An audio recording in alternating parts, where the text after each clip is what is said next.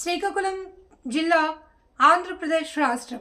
మా ప్రభుత్వం వస్తే మెగా డిఎస్సితో ప్రభుత్వ పాఠశాలల్లో ఖాళీలను భర్తీ చేస్తామని చెప్పిన కూటమి ప్రభుత్వం ఎన్నికల హామీ ఏమైంది అని అఖిల భారత యువజన సమాఖ్య రాష్ట్ర అధ్యక్షులు మజ్జుడ యుగాంధర్, జిల్లా అధ్యక్ష కార్యదర్శులు బొత్స సంతోష్, కొన్న శ్రీనివాసరావులు ప్రశ్నించారు.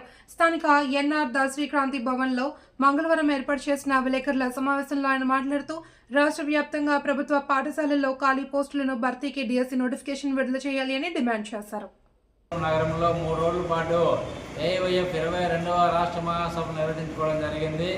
ఈ రాష్ట్ర మహాసభల్లో 3 రోజుల పాటు 26 జిల్లాల నుంచి 500 మంది ప్రతినిధులు పాల్గొని చర్చలు సుదీర్ఘంగా జరిగించి రాష్ట్రంలో దేశంలో ఎదుర్కొన్న నిరుద్యోగ సమస్యపై, అలాగే ఈ రాష్ట్రంలో విచ్చలవిడిగా నిరుద్యోగ సమస్య పెరిగిపోతున్న కొద్దీ ఇవన్నీ చర్చించుకుంటూ 32 తీర్మానాలు ఆమోదించడం జరిగింది. ఈ 32 తీర్మానాలు కూడా 26 జిల్లాల్లో ప్రెస్ మీట్లు ఏర్పాటు చేసి రేపు 19వ తేదీన అన్ని కలెక్టరేట్ల దగ్గర వినతి పత్రాలు ఇవ్వాలని చెప్పి రాష్ట్ర కేంద్రంగా మేము పిలుపునివ్వడం జరిగింది.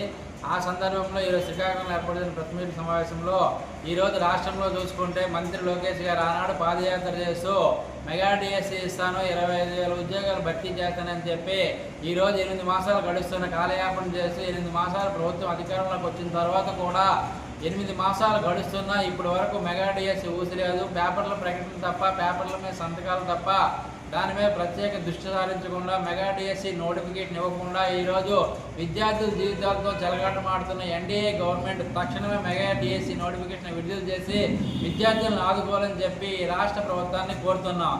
అలాగే అమరావతిని ఫ్రీ జోన్ చేస్తూ 26 జిల్లాలకు సంబంధించి అందరూ కూడా ఉద్యోగ ఉపాధి అవకాశాలు కల్పించాలని చెప్పి ప్రధాన అంశంతో మేము 32 అంశాలు పొందుపరచడం జరిగింది. అవన్నీ కూడా కలెక్టర్కి వివరించడం జరుగుతుంది. కాబట్టి తక్షణమే ఈ 32 కూడా అమలు చేయాలని చెప్పి రాష్ట్ర ప్రభుత్వాన్ని మేము కోరుతున్నాం. అలాగే ఏపీ బెవరేజ్ సంబంధించి వైన్ షాపుల్లో పనిచేస్తున్నటువంటి 15,550 మంది ఉద్యోగులను ఈరోజు రాష్ట్ర ప్రభుత్వం నడివీధి వదిలేసి కాలయాపన చేస్తుంది. వాళ్ళకేమో సిట్ దర్యాప్తు ద్వారా సిట్ విచారణ జరిపించాలి, వాళ్ళు మీరు విజయవాడ రండి అని కోరడం జరుగుతుంది. దాన్ని తక్షణమే రద్దు చేసి యథాస్థాయిలో ఏ పద్ధతిలో, క్రమ పద్ధతిలో ఉద్యోగ పద్ధతి కల్పించాలో ఆ పద్ధతిలోనే ఈ ఏపీ బెవరేజ్ కంపెనీలో పనిచేస్తున్న ఉద్యోగులందరూ కూడా ఉపాధి కల్పించాలని చెప్పి రాష్ట్ర ప్రభుత్వాన్ని మేము కోరుతున్నాం.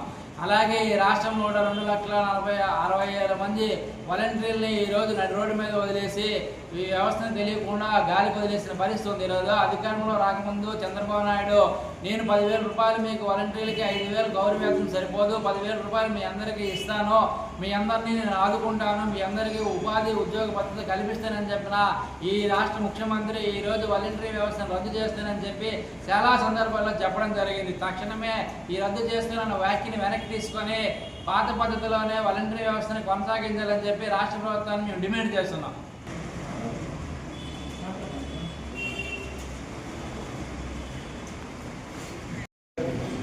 ఈరోజు అఖిల భారత యువజన సమైక్య ఏఐవైఎఫ్ శ్రీకాకుళం జిల్లా సమితి ఆధ్వర్యంలో స్థానిక శ్రీకాకుళం క్రాంతి భవన్లో పత్రికా సమావేశం ఏర్పాటు చేయడం జరిగింది.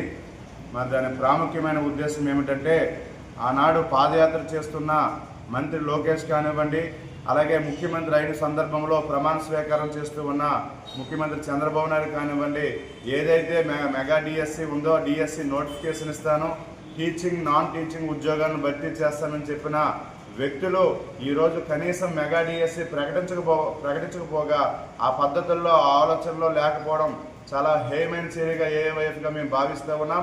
తక్షణమే మెగా డిఎస్సి నిర్వహించాలి. ఇది పేపర్ల ప్రకటన వరకే జరుగుతుంది. ఇప్పటికే 3-4 సార్లుగా పేపర్ల ప్రకటన ఇచ్చారు, కానీ మెగా డిఎస్సి నిర్వహించడంలో ప్రభుత్వం వైఫల్యం చెందిందని స్పష్టంగా ఈరోజు నిమ్మకి నీరుతున్నట్లుగా కనిపిస్తూ ఉంది. అదేవిధంగా 2,30,000 పైచలకు వివిధ శాఖల్లో, ప్రభుత్వ శాఖల్లో ఖాళీగా ఉన్న పోస్టులను భర్తీ చేయడం లేదు. ఉత్తరాంధ్ర ప్రాంతంలో ఉన్న, ముఖ్యంగా ఉత్తరాంధ్ర ప్రాంతంలో ఉన్న వ్యక్తులు, యువత వలసలు పోతూ ఉన్నారు. వారి యొక్క వలసలను ఆపవలసిన రాష్ట్ర ప్రభుత్వం, కూటమి ప్రభుత్వం ఏమాత్రం కూడా స్పందించకపోవడం చాలా ఘోరమైన చర్యగా మేము భావిస్తూ ఉన్నాం.